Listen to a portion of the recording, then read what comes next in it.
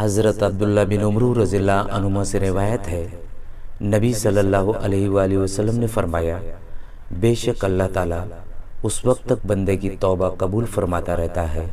جب تک نزع کا عالم طاری نہ ہو۔ سیدنا انس بن مالک رضی اللہ عنہ سے روایت ہے کہ نبی کریم صلی اللہ علیہ وآلہ وسلم نے فرمایا، اس ذات کی قسم جس کے ہاتھ میں میری جان ہے، کوئی بندہ اس وقت تک مومن نہیں ہو سکتا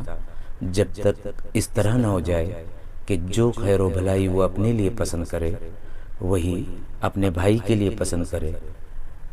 رسول اللہ صلی اللہ علیہ وسلم نے فرمایا، ہر بچہ فطرت اسلام پر پیدا ہوتا ہے، پھر اس کے ماں باپ اسے یہودی، نصرانی یا مشرک بناتے ہیں۔ عرض کیا گیا، اللہ کے رسول،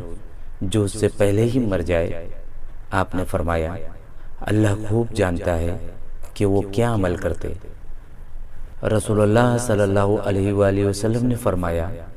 مومن کا معاملہ بھی عجیب ہے، اس کا ہر معاملہ اس کے لیے باعث خیر ہے، اور یہ چیز صرف مومن کے لیے خاص ہے، اور اگر اسے کوئی نعمت میسر آتی ہے تو وہ شکر کرتا ہے اور یہ اس کے لیے بہتر ہے، اور اگر اسے کوئی تکلیف پہنچتی ہے تو وہ صبر کرتا ہے اور یہ بھی اس کے لیے بہتر ہے۔ سیدنا انس رضی اللہ عنہ سے مروی ہے کہ رسول اللہ صلی اللہ علیہ وآلہ وسلم نے فرمایا، کیا میں تمہیں اہل جہنم اور اہل جنت کے بارے میں بتلا نہ دوں؟ جنتی لوگ یہ ہیں، ہر کمزور جس کو کمزور سمجھا جاتا ہے، پراگندہ بالوں والا اور وہ بوسیدہ پرانے کپڑوں والا، لیکن اللہ تعالیٰ کے یہاں اتنی وقت رکھتا ہے کہ اگر وہ اللہ تعالیٰ پر قسم اٹھا دے تو وہ بھی اس کی قسم پوری کر دیتا ہے۔